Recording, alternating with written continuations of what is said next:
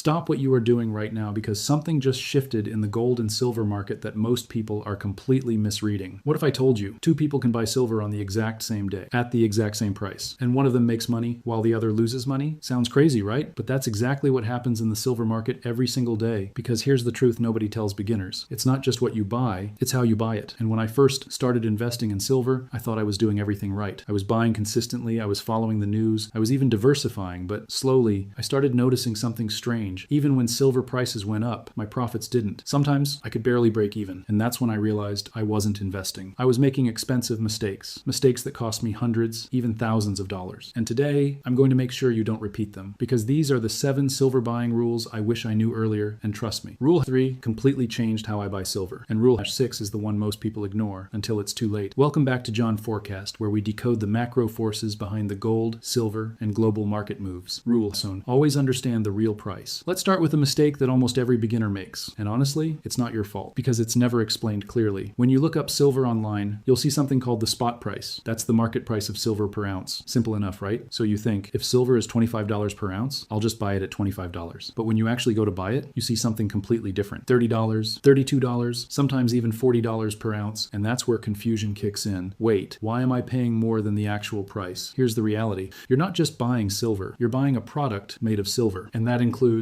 minting costs, manufacturing, dealer margins, logistics and distribution complex. All of that gets added on top of the spot price. This extra cost, it's called the premium, and this is where things get dangerous, because beginners don't compare premiums, they compare prices. Let me give you a simple example. Imagine 2 silver coins. Coin A, $30 low premium. Coin B, $38 high premium. Both contain the same amount of silver, but if silver rises by $5, coin A gives you profit much faster. Coin B, you're still trying to recover the extra premium you paid. That's how people lose money even when silver goes up. And here's something even more important. Premiums don't always stay high. In fact, during normal market conditions, they often shrink. So if you overpay during hype, you can lose money even if silver prices stay stable. This is why experienced investors focus on one thing: cost per ounce, not just the product. They ask, how much above spot am I paying? Is this premium justified? Will I recover this when I sell? Because at the end of the day, silver investing isn't about buying something that looks valuable. It's about buying something that holds value. Rule #2, avoid collectible traps. Now let's talk about one of the most common and most expensive mistakes. And I'll be honest, this one got me early. When I first started buying silver, I wasn't just looking for investment. I was also drawn to beautiful coins, limited editions, special designs, colorized finishes. Only 5,000 minted worldwide. It felt exclusive, it felt rare, it felt like I was buying something that would explode in value someday. And maybe you've seen these too. Coins with superhero themes, historical figures, unique artistic designs, and they're priced way higher than regular silver. Sometimes 2x, even 3x the normal price. And the sales pitch is always the same. This is a collectible. It will be worth more in the future. But here's what I learned the hard way. Most of these are not investments. They are collectibles. And there's a huge difference, because collectibles depend on demand from collectors, trends, emotional value, not just silver price. So when you try to sell them, something surprising happens. Dealers don't care about the design. They don't care about the story. They don't care about the limited edition. They look at one thing, the silver content, and suddenly that coin you paid $80 for is being valued at $30. That's a painful moment. And it happens more often than people admit. Now, to be clear, there are rare coins that gain value, but those are extremely specific DAO, hard to identify, require deep expertise. That's not beginner investing, that's advanced collecting. So if your goal is to build wealth, not a hobby collection, then you need to follow this rule. Stick to bullion. Simple, recognizable, liquid. This includes standard government-issued coins, generic silver rounds, basic silver bars, because when you sell,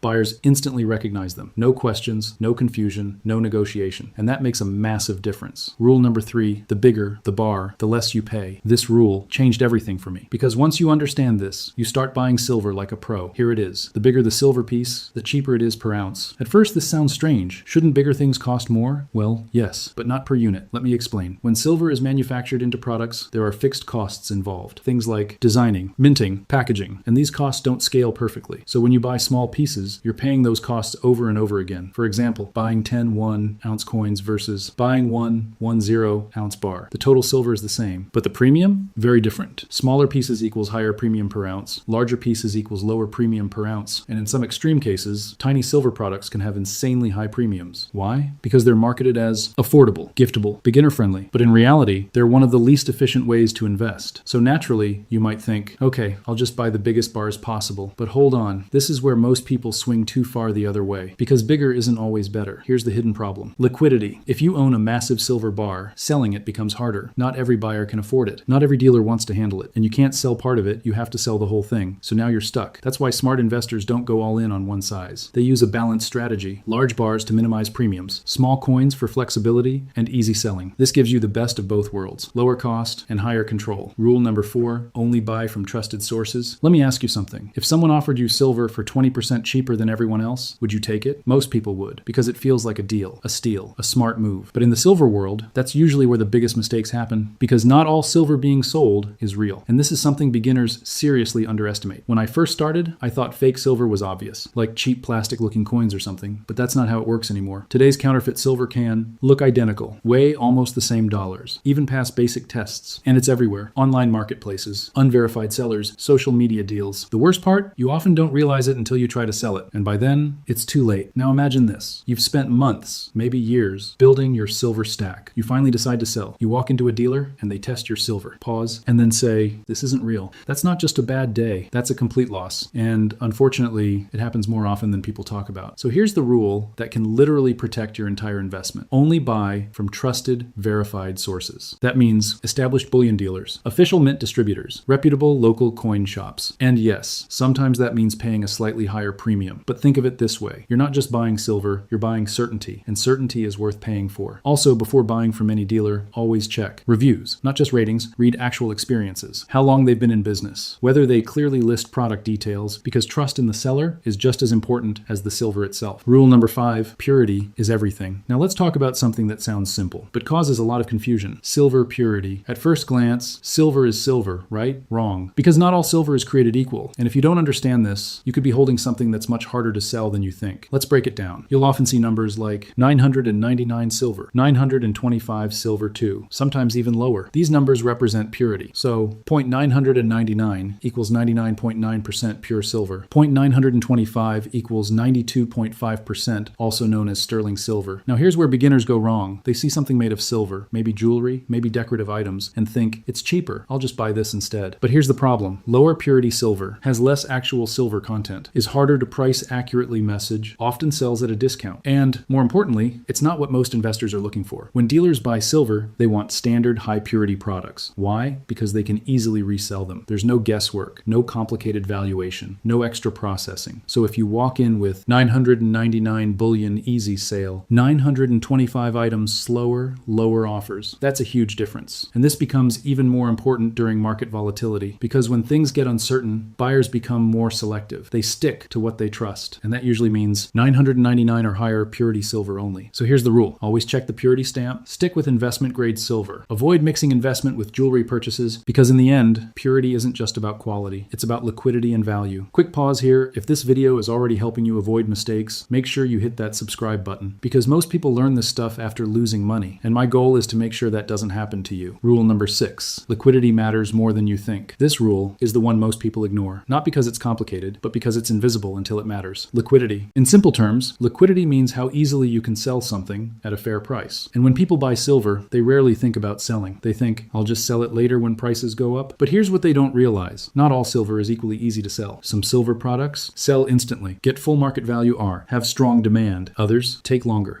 faith, get lower offers, require negotiation. And this difference can cost you real money. Let's go back to the earlier example. Imagine you own a well-known bullion coin, a random decorative silver item Wiles. Both contain the same silver, but when you try to sell, the experience is completely different. The coin, dealers recognize it immediately. They know the weight, the purity, the demand. Transaction's quick. The decorative item, now the dealer has to test it, verify purity, estimate value, and because of that uncertainty, they offer less, sometimes significantly less. Now here's where it gets even more interesting. During normal markets, you might still find buyers, but during high volatility, that's when liquidity becomes everything. There have been times when dealers limited what they buy. Certain products became harder to sell. Prices varied significantly between buyers. So even if silver prices are rising, your specific product might not benefit equally. That's a harsh reality most beginners don't expect. So here's the golden rule. Always think about your exit before your entry. Ask yourself, who will buy this from me later? How easy will it be to sell? Will I get full value or a discount? Because investing isn't just about buying right, it's about selling right, and liquidity determines that. Rule number 7, storage and security is part of the investment. Let's talk about something most people don't think about until it's too late. What happens after you buy silver?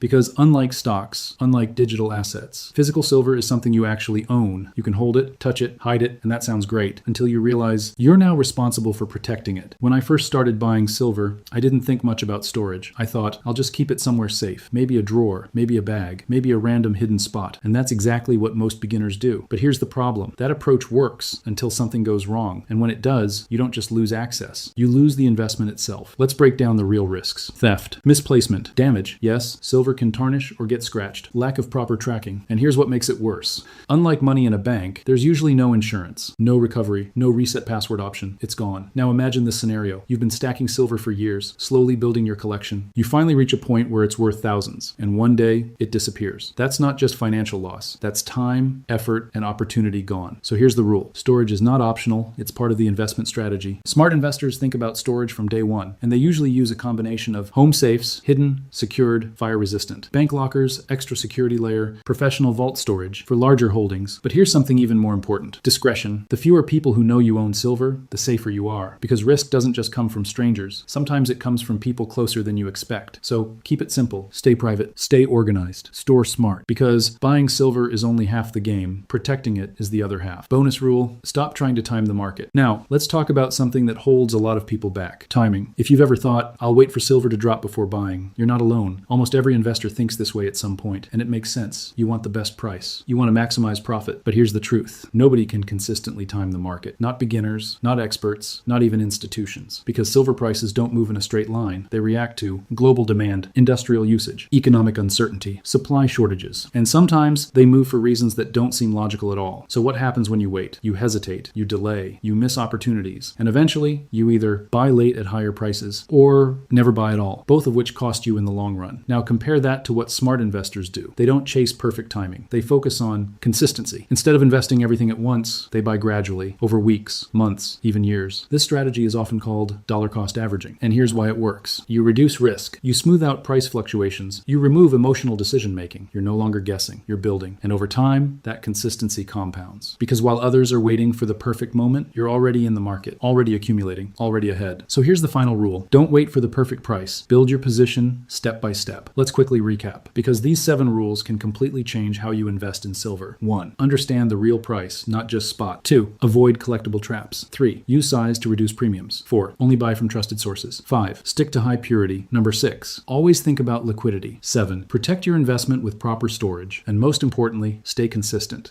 If I had followed these from the beginning, I would have saved money, avoided bad decisions, and grown my silver stack much faster. But now, you don't have to learn the hard way, because you already know what most people don't. So the next time you're about to buy silver, pause for a second and ask yourself, am I buying smart or just buying shiny? Because that one question can save you thousands of dollars.